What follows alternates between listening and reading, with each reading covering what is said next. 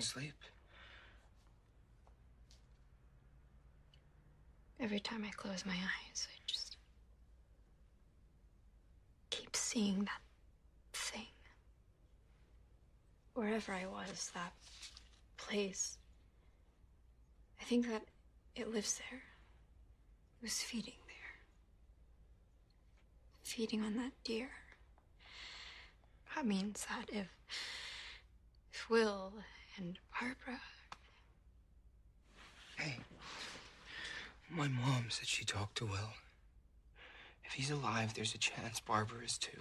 So that means that she's trapped in that place. We have to find it again. You want to go back out there? Maybe we don't have to. When I saw it, it was feeding on that deer. Meaning it's a predator, right? Right.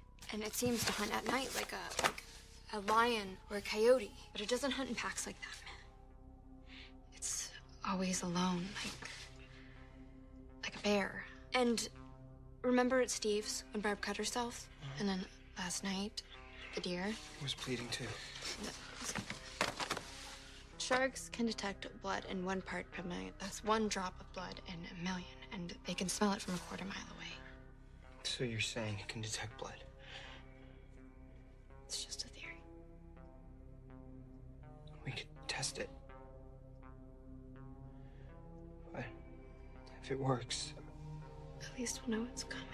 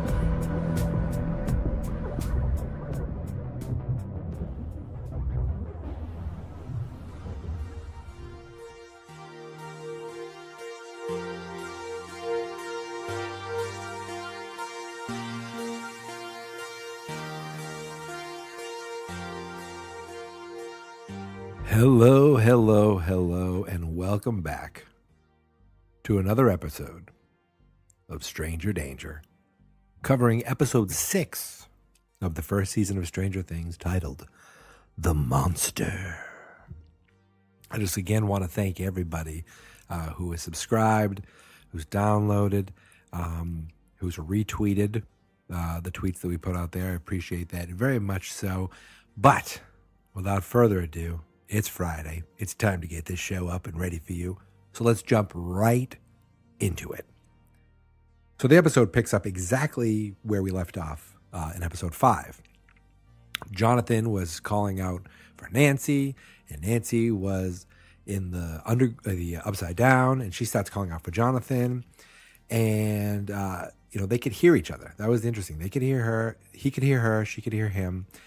And that window, that gate that we saw in the tree last time that closed, either it reopened or there was another gate, because Jonathan found it and he could tell that Nancy's voice was coming from it. So he just kept saying, follow my voice, follow my voice. And boom, her hand shoots out and he ends up pulling her out just in time to see just in time for the gate to close again. So if they have any chance of getting back in there, they're not quite sure exactly how they're going to do that. Now, Nancy's quote-unquote boyfriend, Steve, he was kind of, I think the last time he saw Nancy, she was kind of fighting with the bat, pretending to hit things, and she blew Steve off. So he was a little angry, or he was just concerned. So he decided, to go with his 2 douche friends and drive over to Nancy's house. He's like, you just give me a minute. And he knows exactly how to kind of run quickly and climb up to her window and get into her room, which is creepy. And he looks in and sees Nancy being comforted by Jonathan. Interesting. He's, you can see he's a little, I don't know if it's heartbroken or if it's just like, what the hell is going on here? We cut over to Hopper and Joyce. And where we last left off, Hopper told Joyce, look, everything you said was true. You were right. You were right the whole time. So now he's filling her in with everything he kind of saw at the lab. And, including the kids' room. And she's like, how did you know it was a kids' room? He's like, there was a stuffed animal. There were drawings. And she's like, drawings, and that's where she makes the connection because Will loves to draw. Will's really good at drawing. He's like, kids' drawings, stick figures. So she goes and grabs a bunch of his drawings. He's like, no, what I had was stick figures. She's like, that's not Will. And then he remembers that the night that Benny, the Benny from the diner was murdered, one of the regulars there said, Benny was dealing with another kid, a kid with a shaved head. And at the time, Hopper thought maybe that could have been Will, but he realizes, what if all this time I was looking for Will? I was chasing the wrong kid. And that's where he kind of makes the connection of that whole Terry Ives storyline. A woman who was suing the lab, who was talking about having tests done on her and how they had a child and took it away. When he was at the library, going over all that microfiche. So he's thinking, maybe there's a connection there. And if they could track down this Terry Ives, could be very helpful. We cut back, and apparently Joyce is so, into what the hell's going on right now that she's not too worried about where Jonathan is, because we cut back to Nancy's house. She's in the shower, and she's just having flashbacks of the deer being pulled in, about her being in the underground, about this monster coming at her. So she's freaking out a little bit, and she comes out to see Jonathan in her room, laying down a blanket on the floor. He's like, I'm going to stay here, and I'm going to, you don't want to be alone. She doesn't want to be alone. So he was being the gentleman and offering to stay there, keep her safe, keep her feeling comfortable, but on the floor, very respectfully. That lasted about 5 seconds, where he was like, can you come up here and just sleep next to me? Luckily, she has a lock on her door. We didn't all have those when we were kids. But she wanted to keep the lights on. So, if her parents kind of did storm in, they'd probably be freaked. They'd probably be pissed, but they wouldn't see any hanky-a-panky, or when couldn't, they could definitely deny. And we cut back over to the same house, but downstairs in the basement. Mike's alone. He is, 11's gone, and he is pissed. He's pissed at everything. He's pissed at 11 for attacking Lucas. He's pissed at Lucas for not trusting in 11. He's pissed at himself for fighting with Lucas. And he's pissed that 11 is gone. So he just kind of rips the whole fort down. He is peeved and pissed. Now it's the next day, and back in the 80s, you couldn't say, where does this person live? And just look it up on your phone. You'd have to either look in the white pages or call directory assistance. Or if you're the chief of police, you just call over into the office. So Hopper used a payphone to get Terry Ives' address. And he's with Joyce. They're going together. They're going to find out. They're going to talk to this Terry Ives to say, I think we know where your daughter is.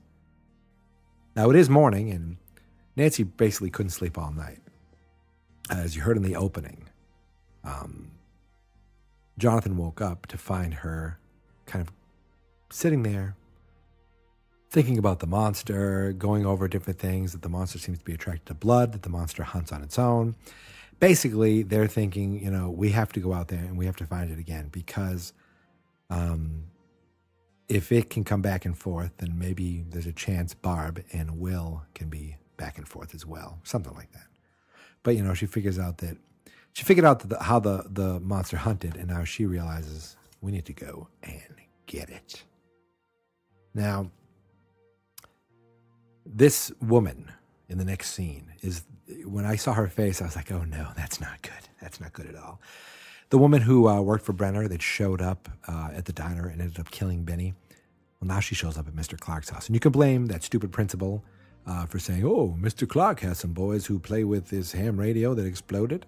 Of Of course, how would he know that the guy coming to fix the ham radio was actually part of a governmental cover-up? But she shows up and she's like, hey, Mr. Clark, I'm here to talk to you about a wonderful thing that we're going to be doing, starting a giant AV club. Do you have any kids in the area who you'd think would be interested? We'd love to have the names and addresses of those kids. And again, nowadays I'd be like, I don't think I'm going to give away the names and addresses. Or maybe he just gave the names. I don't know. But, he's like, I know just the kids. And of course, we all know who those kids are. So we cut back over to Mike's, and Dustin's with him. They're not fighting. They're still friends. They're good.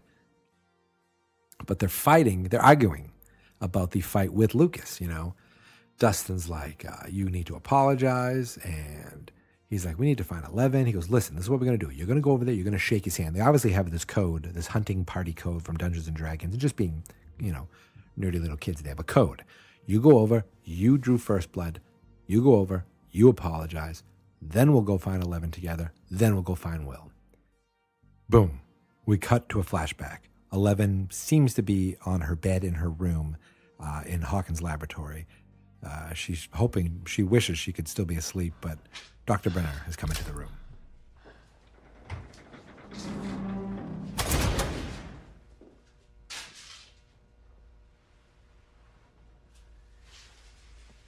Today is a very special day.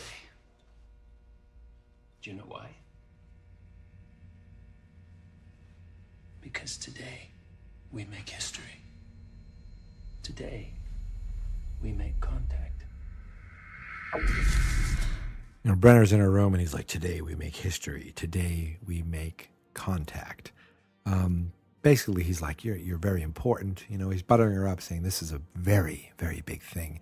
And at first I thought, is it to find that guy again? Because you figured her finding people anywhere and hearing them was great in spying. But is he talking about that? Or is he talking about now that she said there was a monster there and how, she kind of filled them in? I don't know if they already knew there was something there or if now plans have changed and they're like, today we're going to make contact. You're going to find that monster. It wasn't all clear to me just at that moment. But it is in that moment in the episode where 11 wakes up. She was maybe having a dream, and she is in the woods. She's all messy. She's got the wig, but she's not really wearing it. She's in the dress, but it's all dirty. She spent the night in the woods after letting down Mike. And, there's a scene where she kind of looks into the water, puts the wig on, tries to see herself as beautiful. I'm guessing. This is all my guessing. Just is sad. She realizes takes the wig off and probably thinks of herself as a monster. And she just yells at the water. And of course, the water splashes and moves everywhere because of her powers. We cut back to Nancy and Mike's house. I don't think I know their last name. And, they're waiting for Nancy to come down for breakfast, but she hadn't come yet. She never came. So finally, the mom goes up, tries the room, breaks into the room, and Nancy's not there. There's music playing, but the window's open. She has skipped out. I wouldn't say run away, but she's definitely left and looks like she's skipping school for the day. Back over with the boys. Lucas and Mike Dustin and Mike go over to Lucas's house. And Mike does apologize. He apologizes, but they haven't shaken yet. Lucas basically wants them to forget the weirdo. And Dustin and Mike don't. They're like, look, she has powers. And,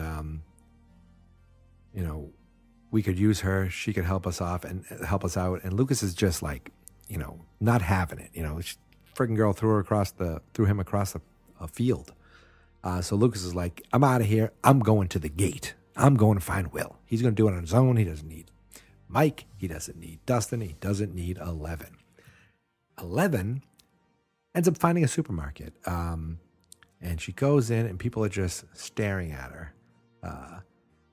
All weird. And there's a lot of people in the room. And then we have another flashback where she is in the lab. Looks like she's dressed up, ready to go back into the tank. And Brenner says to her, whatever it is, it can't hurt you. So at that point, I realized, okay, It's the monster. He wants her to find the monster.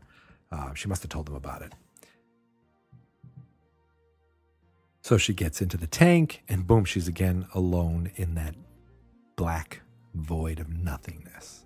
But back at the grocery store, she wanders around until she finds Eggos, takes a bunch of boxes, and just walks right out with them. The grocery manager's like, excuse me, and she uses all her powers to kind of, move things, knock things over to get in his tracks, and then boom, slams the door, and just keeps walking.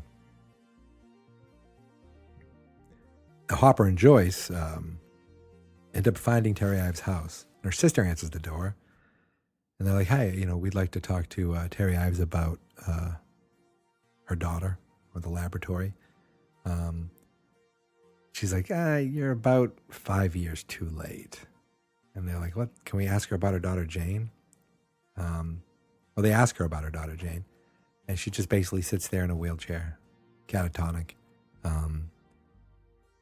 Something, obviously, maybe it's from all the testing, but she is pretty much useless to anything that they were going to try to get as far as questions or answers. Back over at Lucas's house, he's gearing up. He's going to go find Will alone, and the rest of them can be damned. So he gets all his stuff, gets his compass, gets his walkie-talkie, gets his Rambo bandana, which is badass, and just leaves on his bike in the house, leaves his house on his bike. And it reminds me of just being a kid, and you just leave on your bike, and you'd be gone for hours at a time. And really, my parents had no way of knowing where I was or tracking me down. My dad would yell out the window, scream my name, "Yeah, Michael!" And more often than not, I'd find him, and then I'd come home. Nowadays, you could just text someone, but there were times where I was far enough away on my bike, and luckily, Lucas was able to take off on his bike. But when he leaves the house, he notices, there's a van there in the neighborhood. He's like, "Oh, looks like the power company's here," because the van says Hawkins Power Company. Interesting. Interesting indeed. We all know that this ain't no power company. But Mr. Clark gave that woman those names, and now these vans are showing up at their houses. Bum, bum, bum. Now, Dustin and Lucas are out. They're out kind of looking for 11, and they want to find Lucas, and they want to find Will. But Dustin, he says, look it, you guys have been friends forever. I didn't come in till a couple of years ago. You and Lucas have been friends forever. He's jealous. Mike's like, he's not jealous. He's definitely jealous.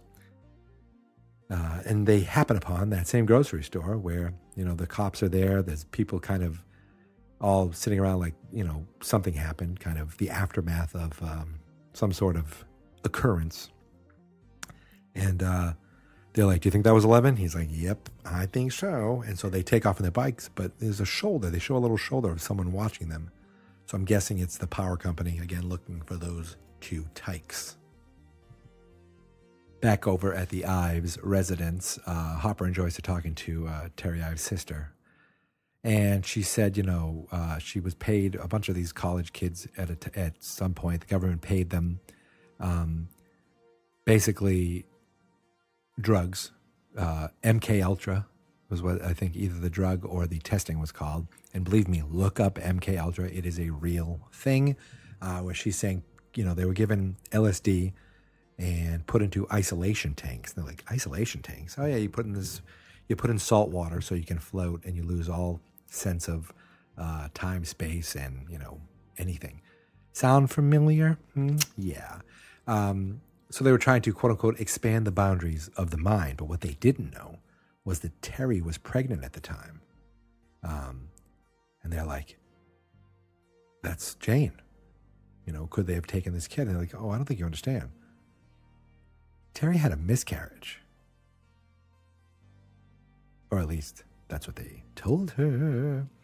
So they bring her in. The sister brings Joyce and Hopper into the room, the nursery, set up for Jane. And it's been set up that way for 12 years. She keeps all this up. Been doing it for 12 years. Terry pretends like Jane is real. Like she's gonna come home someday. Says she's special. Born with abilities. Abilities. You read any Stephen King?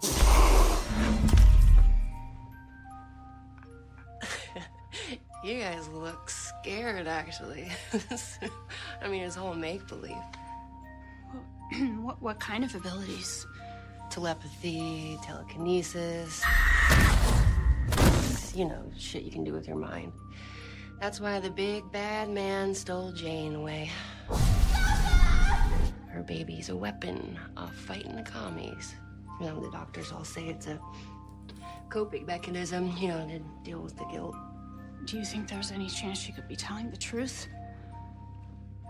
About having had the kid? There's no birth certificate, nothing from the hospital. Doctors and nurses all confirmed that she miscarried.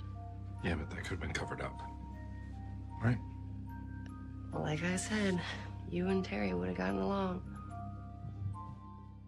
So I love that whole scene. I only played the second half of it, not the conversation they were having at the kitchen table, where Terry's sister brings her into the nursery and basically talks about what Terry calls her daughter's special abilities.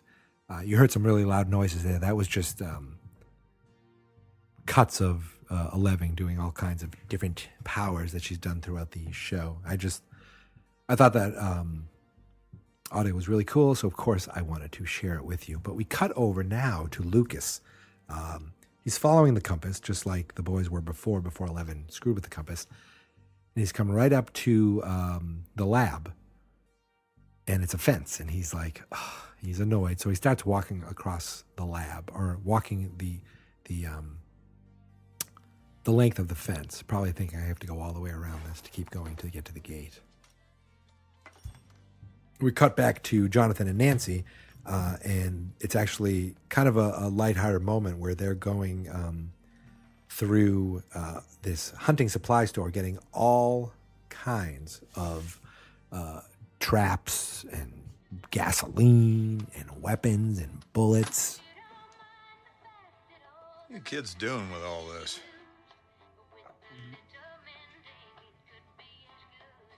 Monster hunting.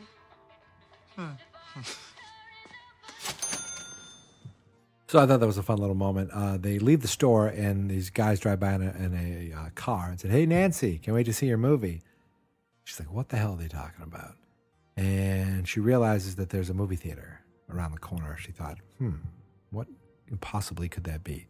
So she goes over, she walks over, and she just sees it. And we don't see it right away, and you can just see she is fuming. She is fuming. There's a movie theater showing All the Right Moves, which is an old Tom Cruise movie. And underneath it says, Nancy Wheeler? Is it Wheeler? Did I just remember? Is a slut. And basically, it's just basically all painted on the marquee. She's a slut. And right around the corner, they're hanging out in an alley, because that's what kids did then, I suppose. She walks right up to him and she's like, boom, slap. And there's like a war of words, which then turns into a war of fisticuffs, and Jonathan and Steve end up fighting. They beat the crap out of each other. Actually, Jonathan beat the crap out of Steve. But the cops end up seeing it. They come in, and Jonathan ends up shoving one of them, inadvertently, really, but he ends up getting cuffed while Steve and his cronies all run off.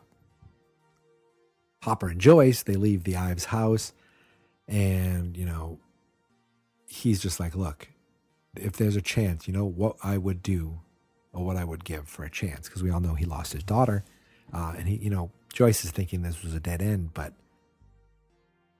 a chance. Even if there's a chance, it's worth it. And that's when some of his deputies call over and say, there was a fight, and we have Jonathan Byers in custody at the police station. The receptionist, I assume, is what she is. Or the police administrator, I don't know. Or the dispatch, I don't know. I don't want to be sexist. She gets some ice to give to Nancy and, to give to Jonathan.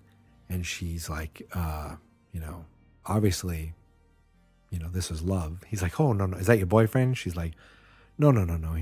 She's like, well, you should tell him that. She's like, what are you talking about? Anyone who did this obviously did this for love. So we cut over to 11, and she's in the woods eating her Eggos. And this leads to really one of the coolest, most badass moments in the entire series. She hears them. She hears Dustin and Mike. They're driving around. They're calling for her. She hears them. They're in the woods, so they can't be far from each other. And boom, the bullies find Dustin and Mike. And they're like, oh, shit. So, and one of them has a freaking knife, the main bully. I can't think of his name at the moment. But he chases them, and they leave their bikes behind, and they run. We cut over while this is going on. Lucas hits the corner of the fence, and he realizes that, boom, the compass arrow turned and is still pointing at the lab. And that's when he realizes that maybe the lab is the gate. So he climbs a tree with his binoculars, and he notices a bunch of military trucks, and then a bunch of Hawkins Power Company vans, the same vans that he saw parked outside his house earlier in the day. Now back over to the bullies. They end up cornering them by the cliff, which, if you remember earlier, is by the quarry, and that was what they originally thought is how Will died. He probably fell into the quarry from the cliff. And one of the cops said a line once. He's like, I could make this jump. And he's like, nope, that's cement. If you hit that, you're dead. But one of the bullies grabs Dustin, has a knife, and he's like, how'd you do it? How'd you make me pee? What the hell did you do? And basically, he's like, I'm going to carve out one of Dustin. I'm going to make him completely without teeth, rip out the rest of his teeth. And they're like, please don't, please don't, please don't. And he's like, listen, you want me to, let him go? You need to jump the cliff. I'm like, what the hell are you talking about? They're like, I'm not going to jump the cliff. But Mike is an awesome friend. The other bully's like, this isn't a good idea. But Mike approaches the cliff, and you could just see how high it is. You could see that if he jumps, he's going to die. The other bully's not into it. And Mike, being the awesome friend that he is, jumps. Dustin and the two bullies run up to the edge, look over. And what do they see? They see Mike frozen in midair, stuck, kind of flailing his arms. He flies back up where he came from. And boom, he hits the ground. The boys turn around, and there she is in all her badassery, is 11.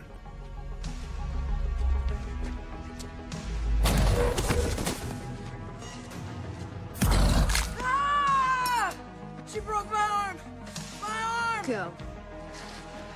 Let's get out of here! Let's go! Go! Yeah, that's right! You better run! She's our friend and she's crazy! You come back here and she'll kill you! You hear me? She'll kill you, you sons of bitches! She'll kill you, you hear me? So 11 basically collapses. I don't know if she passes out completely, but she collapses, and we get another flashback to her back in the void when she went to the tank. And she sees the monster eating, and she approaches it. Dr. Brenner said, it can't hurt you. But he also said, this is when we make contact. So she goes right up to the monster, and she touches it. And the moment she touches it, you see her screaming in the tank. The lab starts going bonkers. The walls start ripping apart. And you realize that the gate is being created. And that's when 11 wakes back up with the boys outside the quarry. Mike, I'm sorry. Sorry? What are you sorry for? The gate. I opened it. I'm the monster. No, Ellie, you're not the monster. You saved me. Do you understand? You saved me.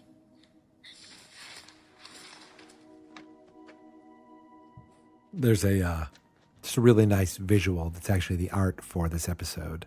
The image that I used on the website, fansnotexperts.com, and it's Dustin, Mike, and 11 all hugging, all embracing after a pretty scary moment all around.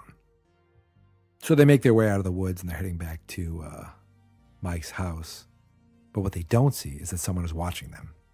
It's that same dude in his Hawkins Power Company van. I have eyes on them now. They're heading home. So you see over at the lab, Brenner and all his cronies, all his soldiers are gearing up. And Lucas notices a bunch of vans, kind of all these power vans leaving, and they're heading to the neighborhood. And the kids have no idea. The only person who knows is Lucas, so I think he jumps out of the tree, and he's obviously making his way back to the neighborhood. But in the neighborhood, we see Mike, Dustin, and 11 heading into Mike's house. They have no idea that someone's coming for them.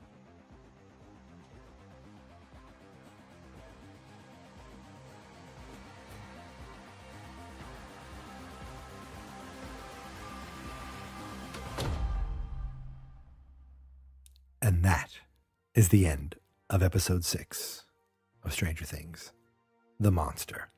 So what did we learn? I like to try to talk about different things that we may have learned in this episode. Number one, we learned that Jonathan and Nancy are teaming up to be a Scooby Gang of monster hunters. They think they figured a few things out about the monster from her observing it, and they're gearing up and they're ready to go get some monster stuff. But in the meantime, Nancy got a little embarrassed by her pricky boyfriend, which ended up Jonathan getting arrested. So hopefully they don't check Jonathan's car and find all this equipment. That wouldn't be very good. Now, with the kids, we learned that 11, she's the reason the gate is open. She touched the monster, and some kind of connection from one realm to the other opened up the gate, which started everything. We know that Lucas is pissed off at the guy still, doesn't really want to deal with 11, and wants to go on his own. And going on his own, he's found a lot. He found that the gate is obviously at the Hawkins lab, and that the Hawkins lab has those same vans that are in his neighborhood, and a bunch of them are heading out. What else did we learn? Well, we learned a lot from Hopper and Joyce. They teamed up to go basically see 11's mother. I mean, that's who it has to be. Or at least that's what we're led to believe. And they found that, basically this woman was pregnant and she was told she had a miscarriage, but she claims that there's a daughter with special powers out there. It all sounds very familiar, her going through all her testing. And I mean, really, and we found out that 11's powers are even better than we thought, because she could take Mike and fling him through the air. I mean, and she can break a dude's arm. Pretty awesome. And that, I think, that covers everything. And this episode 6 was the last episode that I watched on my one-day binger. I was home sick one day. I know Stranger Things was on, and I watched 6 episodes in a row. So these 6 are, like, to me, the core 6. And yet, as far as I'm concerned in the show, there's still a ton more that happens. And there's only 2 more episodes. So obviously, these episodes are packed with all kinds of excitement. And I cannot wait to get to them. And I can't wait to talk to you about them. And of course, you will be hearing from me in 1 week's time for episode 7. But until then, I want to thank you for downloading, subscribing, and listening to Stranger Danger, part of the Geek Mentality podcast, part of fans.experts.com, family of podcasts, which of course is Stranger Danger, Geek Mentality, WrestleFania. I do have another podcast in the works called 52 Songs a Year. That's going to be coming out within, sometime soon. Man Meets World, which is a Boy Meets World podcast that my cousin, who is a grown man, does it. There are 10 episodes, I believe, up there now, and you never know. There could be more in the future. But if you'll go to fans.experts.com, you can find them all there with links to subscribing and iTunes and all kinds of stuff. And I appreciate it. Now, if you go to fans.experts.com today on Friday, you're going to see that this isn't the only podcast we're putting up, because I have another podcast that I need to go record right now. So until next time, until we come back for episode 7, and until we learn more about Hawkins and the boys and the girl and the monster and the gate, beware the Demogorgon.